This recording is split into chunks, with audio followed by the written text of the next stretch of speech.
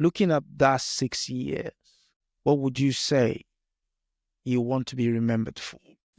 Those were heady times. I didn't necessarily seek out fame, but I'll tell you what, I responded to as many of the fans as I could. I was getting offers to speak at so many different events, and I went to as many as I could. I particularly liked to engage with the young people because I wanted to infuse this sense of hope and also this sense of responsibility. We have a responsibility to ourselves. We have a responsibility to our race. Mm. Well, that's something that was definitely instilled in me by my parents. I have to tell this story. I don't have much love for him, Robert F. Kennedy, at the time, but the civil rights movement raging and Black people being brutalized on the South, he just wanted to make it go away.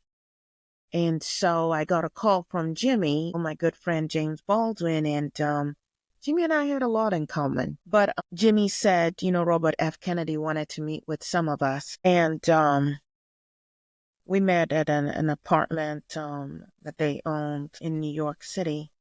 And I really did not have time for the shenanigans, if you will. He was very dismissive of a young man who was there who had actually been beaten up and had come to New York City.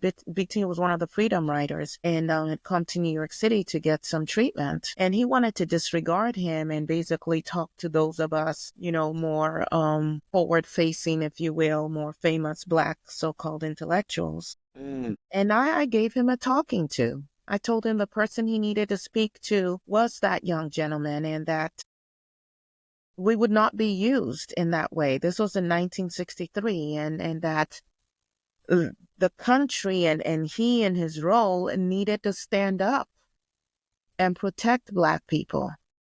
And once I was done with my say, I walked out, and I think the rest of the people walked out with me.